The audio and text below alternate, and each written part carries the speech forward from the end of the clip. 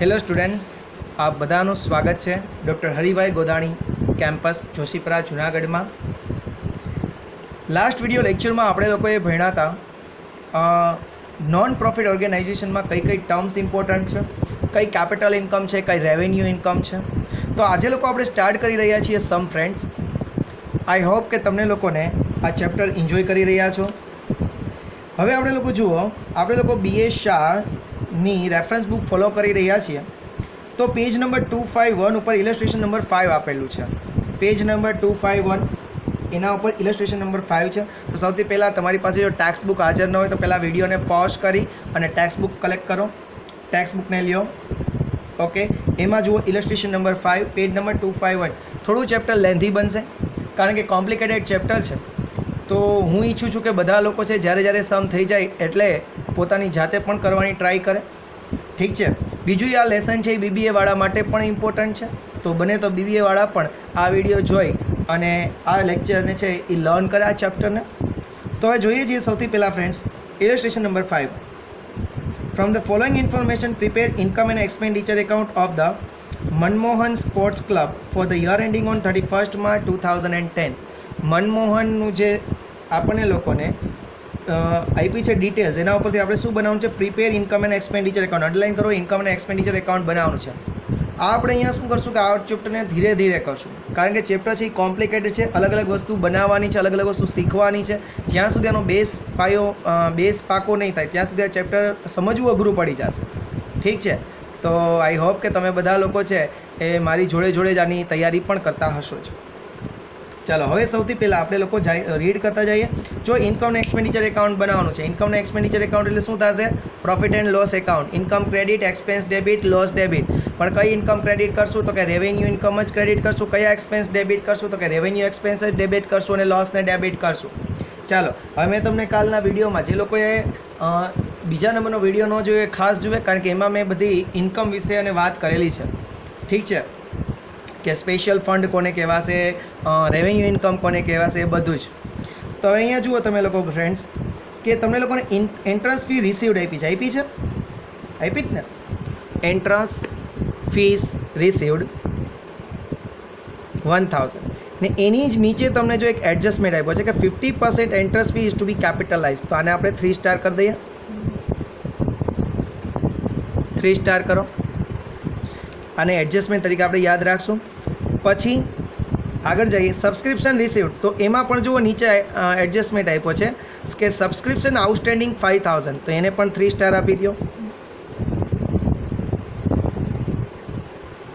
એના પછી secretaries હોનોરેરિયમ outstanding 3000. સેક્રેટરીનો 3000 રૂપિયાનો માનદ વેતન કહેવાય.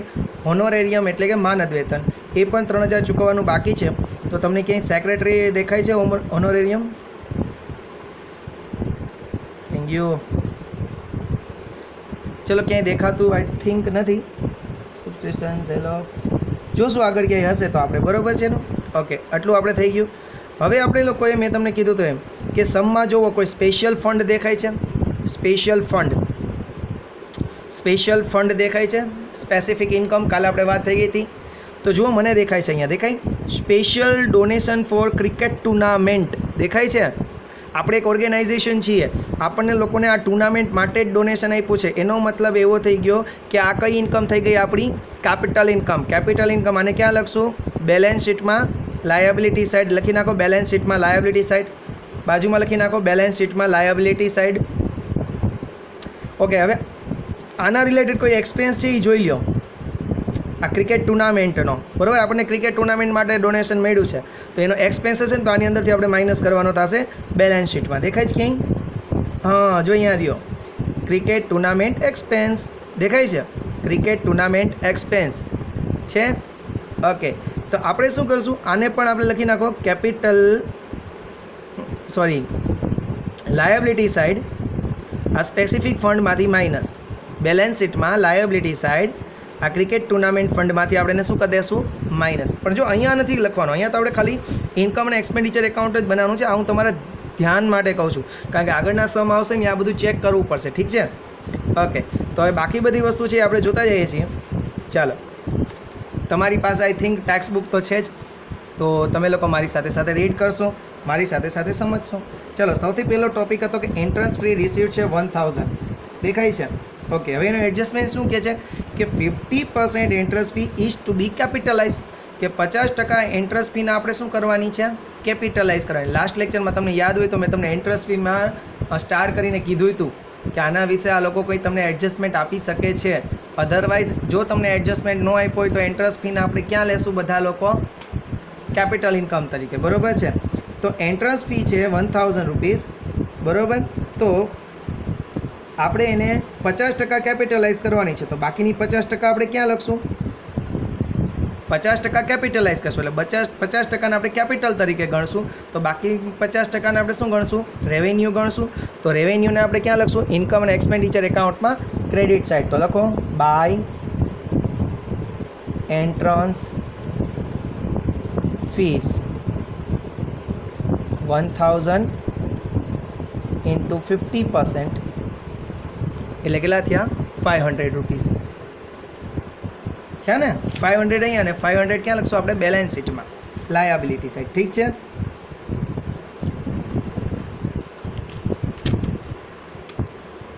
ઓકે, ચલો એના પછી બીજું છે સબસ્ક્રિપ્શન રિસીવ્ડ કર્યું છે આપણે 15000નું. જો હું હજી તમને કહી દઉં છું દોસ્તો, આપણે લોકો સ્પોર્ટ્સ ક્લબ એટલે કે એક ઓર્ગેનાઇઝેશન, એક ટ્રસ્ટનું અકાઉન્ટ્સ બનાવીએ છીએ, એટલે આપણા માટે ઇન્કમ ખાલી શું હોઈ શકે? તો કે સબસ્ક્રિપ્શન મળતું હોય તો એ, ઇન્ટરેસ્ટ ફી મળતી હોય તો એ, ડોનેશન મળતી હોય તો એ, બરાબર છે? આ સબસ્ક્રિપ્શન છે કઈ ઇન્કમ છે? આપણે લાસ્ટ વિડીયો લેક્ચરમાં જોયું હતું. કઈ છે? આ રેવન્યુ ઇન્કમ. રેવન્યુ ઇન્કમને આપણે ક્યાં લખશું?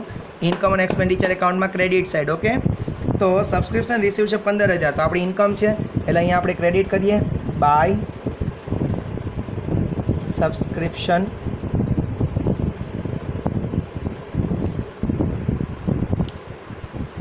ચલો અહીંયા લખો રિસીવ્ડ કેટલા છે? 15000 રિસીવ્ડ કર્યા, અંદરની કોલમમાં લખો. હવે જો નીચે આપણને શું કીધું છે? Subscription outstanding 5000. જો આઉટસ્ટેન્ડિંગનો મતલબ ખાલી ચૂકવવા બાકી નથી થતો, આઉટસ્ટેન્ડિંગનો મતલબ છે મળવા બાકી પણ થાય છે. અહીંયા આપણા માટે સબસ્ક્રિપ્શન આવક છે એટલે આપણે અહીંયા મળવા બાકી સમજવું આને, બરાબર છે? તો 15000નું ઓલરેડી આપણને સબસ્ક્રિપ્શન મળી ગયું છે અને હજી 5000નું મળવાનું બાકી છે, તો આપણે અહીંયા લખશું પ્લસ આઉટસ્ટેન્ડિંગ 5000. તો ટોટલ સબસ્ક્રિપ્શન આપણું કેટલું થઈ ગયું ફ્રેન્ડ્સ? 20000નું. ક્લિયર બધાને? ક્લિયર?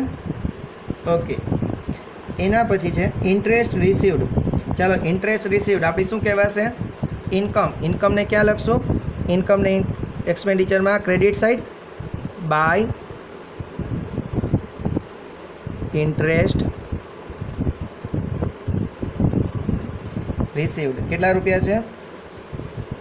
2500. થયું ફ્રેન્ડ્સ? ઓકે, પછી સેલેરી. સેલેરી આપણા બિઝનેસનો શું કહેવાશે? એક્સપેન્સ. તો એક્સપેન્સને ક્યાં લખશું? ઇન્કમ અને એક્સપેન્ડિચરમાં debit side to salary 10000. Okay, great. Printing અને સ્ટેશનરી. ચાલો, પ્રિન્ટિંગ અને સ્ટેશનરી આપણી ઓર્ગેનાઇઝેશનનું શું થશે ફ્રેન્ડ્સ? એક્સપેન્સ. તો એક્સપેન્સને પણ આપણે શું કરી દેવું પડશે? Debit to printing and stationery 1200. ઠીક છે ગાઈસ? ઓકે, એના પછી જનરલ એક્સપેન્સ, એને પણ આપણે શું કરશું? Debit two general expense. કેટલા છે? 400. ગ્રેટ. ચાલો, પછી એવું ઓપનિંગ કેશ બેલેન્સ. ક્યાં લખાય? આમાં ક્યાંય લખાય નહીં. ઓપનિંગ કેશ બેલેન્સ છે. ઓપનિંગ કેશ બેલેન્સ એટલે કેશ બેલેન્સ છે એટલે એનો મતલબ એમ કે ક્યાં જશે? ઓપનિંગ કેશ બેલેન્સ છે તો કેશ અને બેંક અકાઉન્ટમાં. ક્યાં લખશું આપણે એને? કેશ અને બેંક અકાઉન્ટમાં. અહીંયા આવશે નહીં. ચાલો, એટલે કે રિસિપ્ટ અને પેમેન્ટ અકાઉન્ટમાં, બરાબર? ચલો special donation for cricket tournament આપણે વાત થઈ ગઈ ત્યાં સ્પેસિફિક ફંડ માટે આવક મળી છે કે ભાઈ તમારા લોકોએ ક્રિકેટ ટુર્નામેન્ટ બનાવવાનું ને એમાંથી તમારે એક્સપેન્સ કરવાનો છે. ક્રિકેટ ટુર્નામેન્ટ આયોજન કરો અને એમાંથી આ એક્સપેન્સ કરજો, અમે તમને એનું જ ડોનેશન આપીએ છીએ. એટલે આ સ્પેસિફિક ડોનેશન છે. અને આપણે લોકો લખશું બેલેન્સ શીટમાં લાયબિલિટી સાઇડ. ઇન્કમ અને એક્સપેન્ડિચરમાં આને ક્યાંય લખશું નહીં. એના પછી લીગાસી રિસીવ્ડ. યાદ કરો ગઈકાલના લેક્ચરમાં કે લીગાસી છે એને આપણે કયો લોકો એક્સપેન્સ ધારીએ છીએ? લીગાસીને કયો એક્સપેન્સ આપણે ધારીએ છીએ? Capital income. Capital income liability side આવે, અહીંયા આવશે નહીં, એટલે આને પણ અહીંથી આપણે નહીં લખીએ. Annual program expense. વાર્ષિક પ્રોગ્રામ આપણે કર્યો છે એનો એક્સપેન્સ થયો તો ઇન્કમ અને એક્સપેન્ડિચરમાં શું કરશું? Debit to annual program expense. What's the value, my dear friends? 8,000. Okay. Donation. चलो याद करो जी, ये डोनेशन कई इनकम है? रेवेन्यू के कैपिटल? अरे याद करो, डोनेशन कई इनकम है? Capital income. कैपिटल इनकम क्या लखा है? बैलेंस शीट में लायबिलिटी साइड, એટલે આપણે એને અહીંયા લખશું નહીં. Very good. Closing bank overdraft. Closing bank overdraft. Bank ઓવરડ્રાફ્ટનું ક્લોઝિંગ છે તો એ રિસિપ્ટ અને પેમેન્ટ અકાઉન્ટમાં જશે, બરાબર ને? રિસિપ્ટ અને પેમેન્ટ એટલે કે કેશ અને બેંક અકાઉન્ટમાં જાય. Purchase of furniture. ચાલો ફર્નિચર પરચેસ કર્યું, ક્યાં લખાય? શું કહેવાય ફર્નિચર પરચેસ કરો એને? તમારે અસેટ્સ કહેવાય ને. તો એ બેલેન્સ શીટમાં ક્યાં હોય? અસેટ સાઇડ હોય. ઇન્કમ અને એક્સપેન્ડિચરમાં આવે નહીં. ગુડ. Life membership fee. જો સમજો, લાઈફ એટલે જીવન દરમિયાનની મેમ્બરશીપ ફી. જીવન દરમિયાનની એટલો મતલબ એમ કે હવે બીજી વાર કોઈ દિવસ આપશે નહીં, બીજી વાર ન આપે. એટલે એનો મતલબ એમ કે આ કઈ ઇન્કમ થઈ ગઈ આપણી? બોલો, કઈ ઇન્કમ થઈ? Capital income. Very good. થોડાક લોકોએ પકડી લીધું છે કે આ કેપિટલ ઇન્કમ છે, હે ને? તો બધા લોકો જે નથી પકડી શકતા એ પહેલાં વિડીયો જુઓ યાર, અગાઉના બેઝ જુઓ.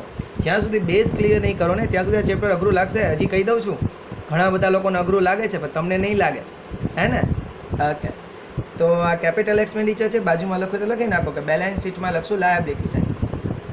ચાલો ઇન્કમ ફ્રોમ એન્યુઅલ પ્રોગ્રામ. આપણે એન્યુઅલ પ્રોગ્રામ કર્યો ને એનું ઇન્કમ થઈ. ભાઈ એન્યુઅલી કરીએ જ છીએ આપણે આ, તો આપણી રેવન્યુ ઇન્કમ થઈ ગઈ. તો એ લખો by income from annual program. કેટલા રૂપિયા થાય છે ગાઈસ? જુઓ છીએ 12,000.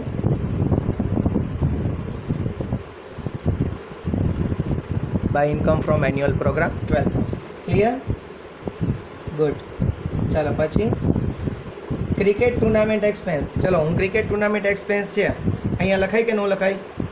નહીં લખવાનું. શું કામ? કારણ કે આપણને જો સ્પેસિફિક એનું ડોનેશન મળે છે, એનું દાન આપણને મળે જ છે ને આપણે એમાંથી જ માઇનસ કરવાનું છે, એટલે અહીંયા અહીં લખાશે નહીં, બરાબર?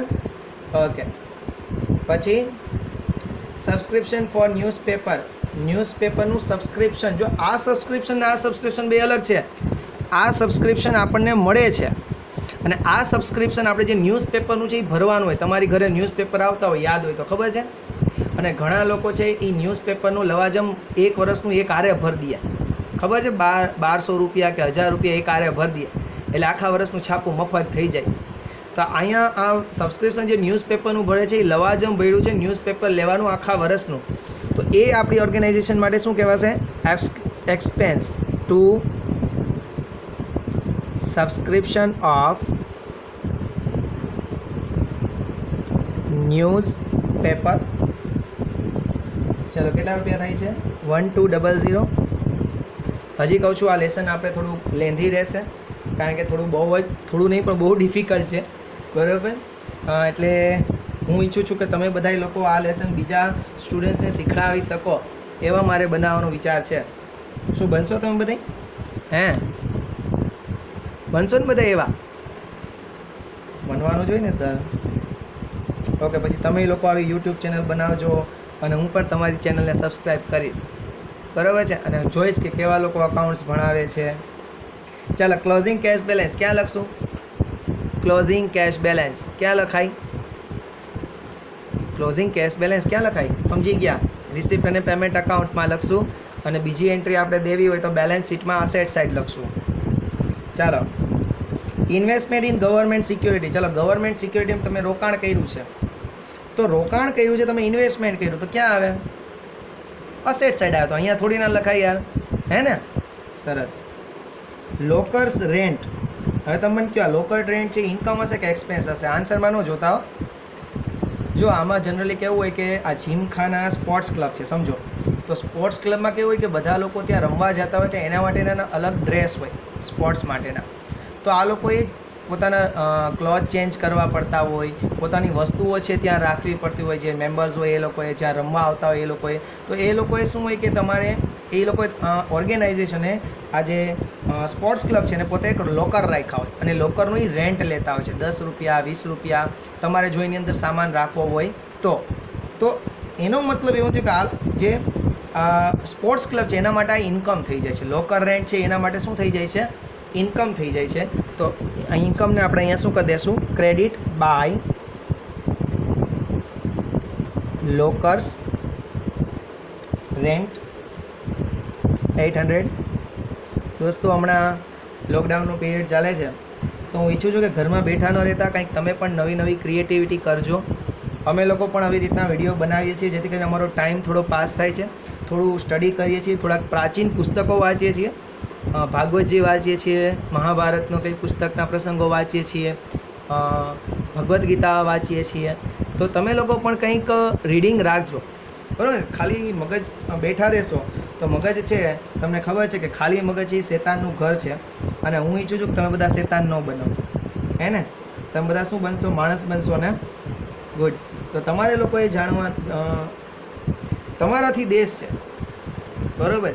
તો તમે લોકો ઘરે બેઠા કંઈક નવી આવી એક્ટિવિટી કરજો.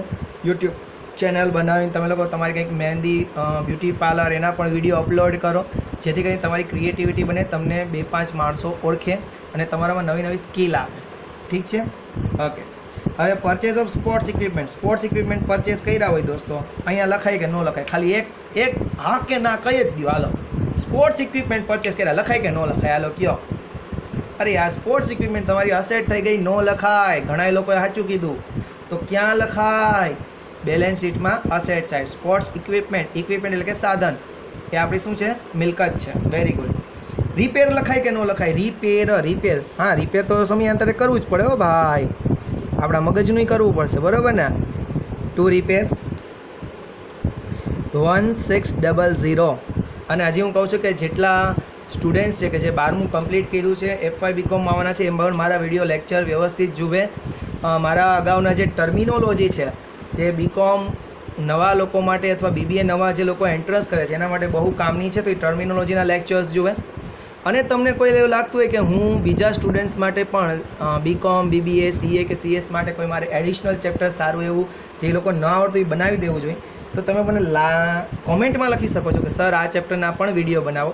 અને જો તમને મારા લેક્ચર સારા લાગતા હોય તો ચેનલને તો સબસ્ક્રાઈબ કરો, પણ સાથે સાથે કમેન્ટ પણ દો, બરાબર છે? અને લાઇક આપો મારા વિડીયોઝ ઉપર. ઠીક છે દોસ્તો? ચલો, ડેપ્રિસિએશન ઓન ફર્નિચર શું કહેવાશે? હાલો કયો. ડેપ્રિસિએશન ઓન ફર્નિચર, તો એ પણ આપણે લોકો ઇન્કમ એક્સપેન્ડિચરમાં ડેબિટ કરીએ છીએ. To depreciation on furniture. What is the value? It's a 200. હવે sale of sports equipment. Sale of sports equipment, હવે આ લખાય કે ન લખાય? હવે જો સ્પોર્ટ્સ ઇક્વિપમેન્ટ છે એટલે આ બેલેન્સ શીટની આઇટમ છે એટલે એ તો અહીંયા ખરેખર લખાય નહીં. પણ હવે એક વસ્તુ જુઓ, હજી આ ભૂલતા નહીં હો, જોજો કે સ્પોર્ટ્સ ઇક્વિપમેન્ટ જે વેચે ને એની બ્રુક વેલ્યુ છે 1400. દેખાય છે? ઇન્ટુ બ્રેકેટ કર્યું છે. બ્રુક વેલ્યુ કેટલી? 1400. પણ એની વેચ્યું છે આપણે કેટલામાં? 1200માં વેચ્યું છે. એનો મતલબ એમ કે 200નો આપણને શું થયો? લોસ. આપણી પાસે 1400 રૂપિયાનું હતું બુકમાં અને આપણે વેચ્યું છે 1200 રૂપિયામાં, તો 200નો આપણને શું થઈ ગયો? લોસ. તો લોસ આપણે લખશું debit side to loss on sale of sports equipment. Sports equipments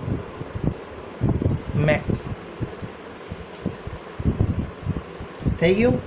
ચાલો, હવે જો આપણે એડજસ્ટમેન્ટ નીચે એન્ટ્રન્સ ફીનો આપણે કરી લીધો, સબસ્ક્રિપ્શન આઉટસ્ટેન્ડિંગ હતું એ આપણે કરી લીધું. ત્રીજો એડજસ્ટમેન્ટ બાકી રહી ગયો, સેક્રેટરી હોનોરેરિયમ આઉટસ્ટેન્ડિંગ. હોનોરેરિયમ એટલે કે માનદ વેતન થાય, માનદ વેતન ચૂકવવાનું બાકી છે, તો બિઝનેસનો એક્સપેન્સ થઈ ગયો, તો અહીંયા આપણે ડેબિટ કરી લઈએ ટુ સેક્રેટરીઝ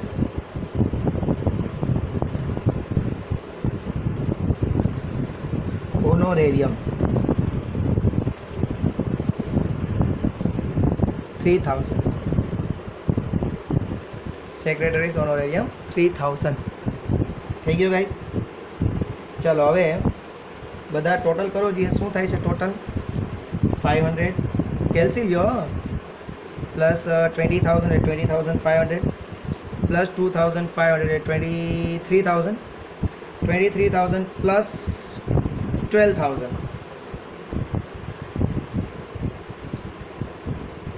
પ્લસ 800